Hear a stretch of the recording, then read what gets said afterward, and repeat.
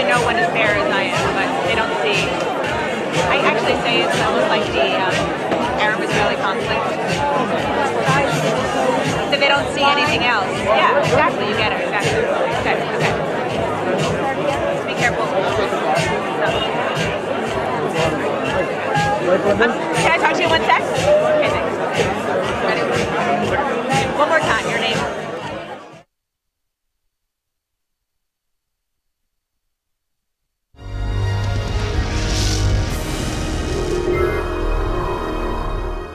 Well, it's the Friday 13th edition, as I said earlier at the start of the show. And that's been unlucky for France, downgraded to the same level as the U.S. And we've got a financial expert and the head of Euro-Pacific Capital, Peter Schiff, joining us. He's also one of the advisors to Ron Paul on Ron Paul's economic policies. And he joins us today to talk about the state of the U.S. economy, the world economy, give us his take on what possible war with Iran could mean and what he sees developing, his prognosis for 2012. Peter, great to have you here with us. Thanks for having me on, Alex. Wow, so much happening. Out of the gates, Ron Paul.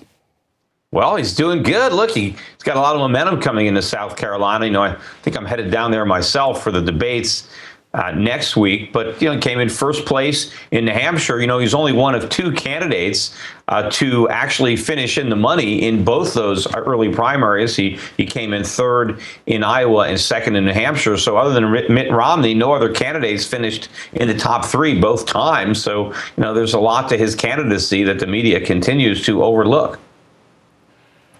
Do you think it's backfiring on the dinosaur media that they continue to say he can't win, but that he, like a salmon, is swimming upstream against that tide?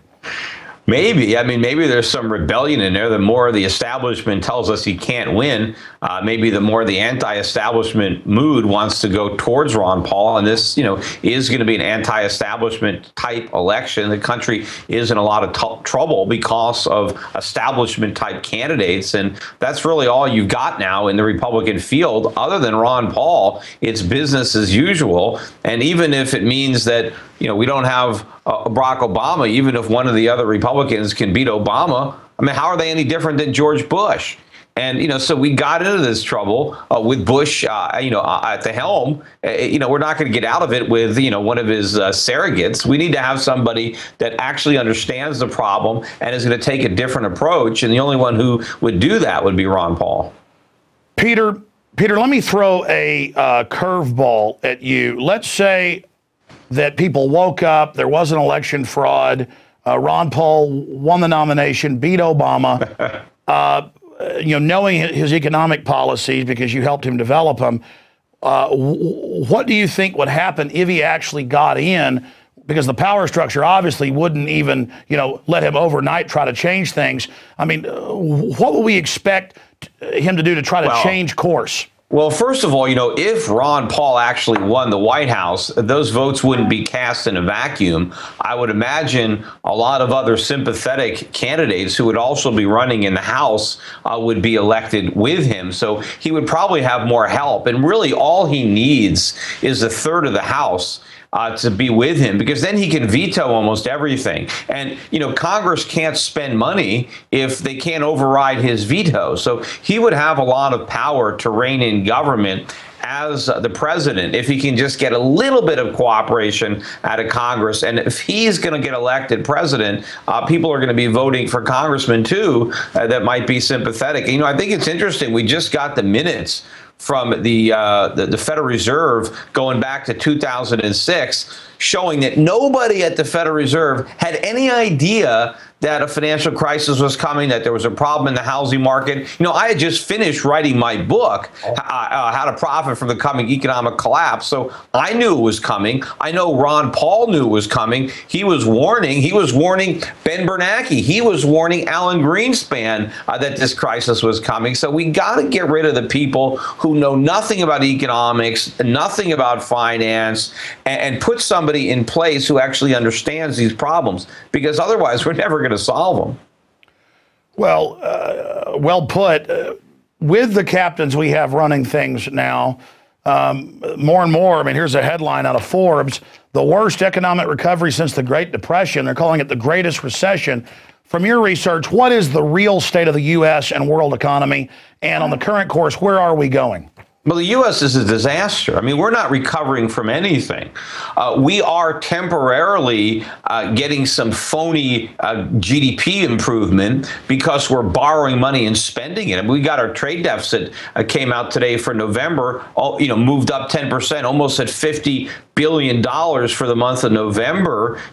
Spending more borrowed money on imports is how we got into trouble. And all we're doing now is buying time with borrowed money. The thing that's propping up the U.S. economy is all the problems in the rest of the world. I mean, somehow we're benefiting from the fact that there's so many problems in Europe that by default, people are simply buying dollars in treasuries, even though we actually have more problems than Europe. It's just that nobody is worried about our problems yet. And so we benefit from Europe's problems because we can borrow even more money cheaper. But we have to remember the reason Europe got into trouble is because they borrowed too much money and now they can't pay it back and interest rates are rising. Well, we've borrowed more. We can't pay it back either. And when interest rates finally rise in America, we're even more vulnerable to that than Europe is now. Obviously, nobody can tell exactly the month, the day, the week when things start to, really unravel faster from just this slow devaluation of global currencies.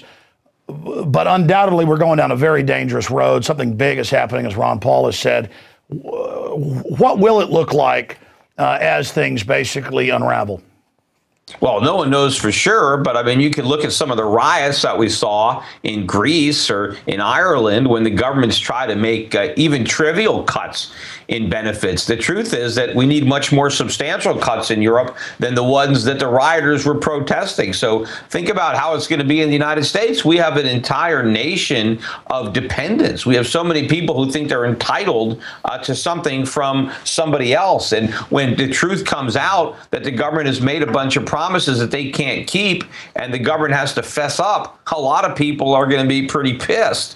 And so it's going to be a very difficult environment. There's going to be a lot of upheaval. I think it's going to be not just the very peaceful protests that we saw with Occupy Wall Street. I think it's going to be on a much bigger scale. And I think the media, particularly the Democrats, keep feeding this class envy, this vilification of capitalism, of the 1%. And I think when things really get bad, tempers could really heat up, especially if it means that, we're waiting in lines to get gasoline or to buy food because there's so much inflation and the government has price supports, that you can't get those things. I mean, tempers could really heat up and people are going to be looking for someone to blame. And unfortunately, they might not blame the government. They might blame the people who they perceive to be the threat in the private sector. And that's going to be a very scary situation.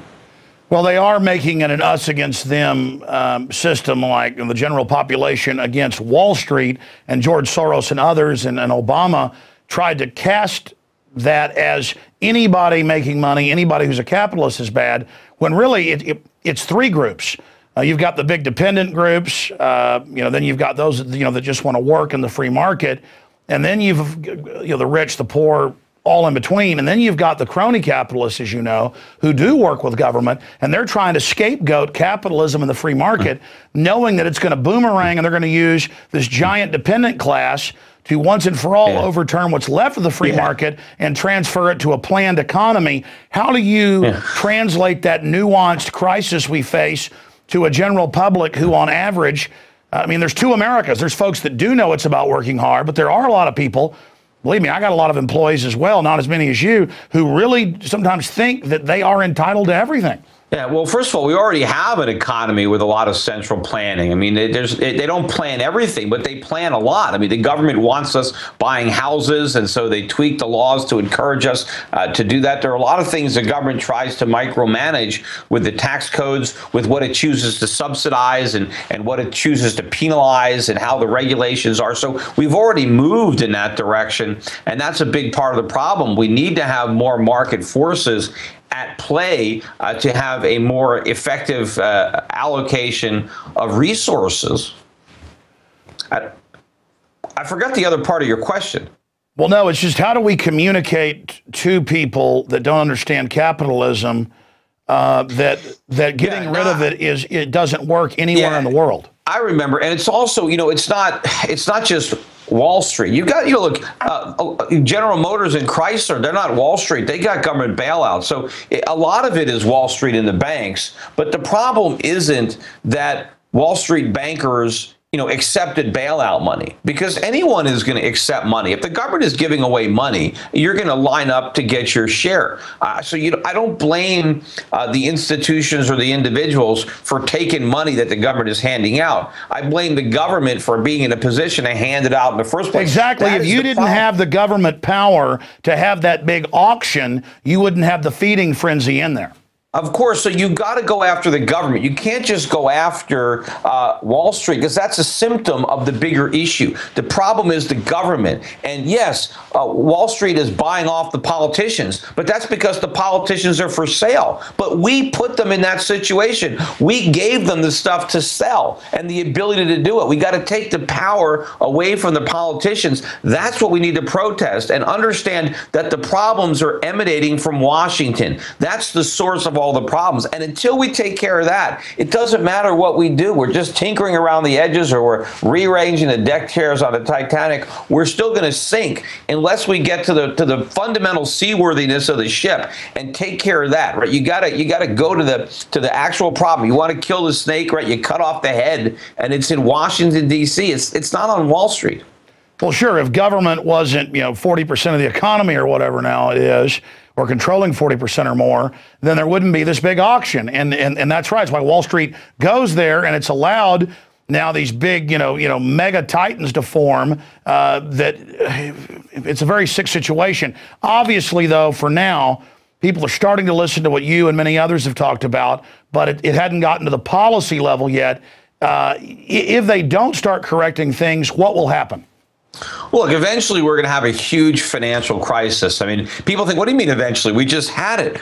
We just had to warm up. I mean, we had, the overture of the opera. I mean, believe me, it's going to get a lot worse, because everything we did to solve the problem solved nothing. It compounded the problem. We've delayed some of the pain, but the pain is going to be far more agonizing now because of what we did. I mean, we are going to have a collapse in the bond market or the currency market, and when that happens, it's going to be very painful for average Americans. I mean, right now, if you still have a job, the U.S. economy, it's not that bad, right? But, we get a collapse of the dollar, we get runaway inflation. Having a job is not going to be much of a consolation if your paycheck doesn't buy anything. So things are going to get very bad very fast when this thing starts to unravel. And all it takes is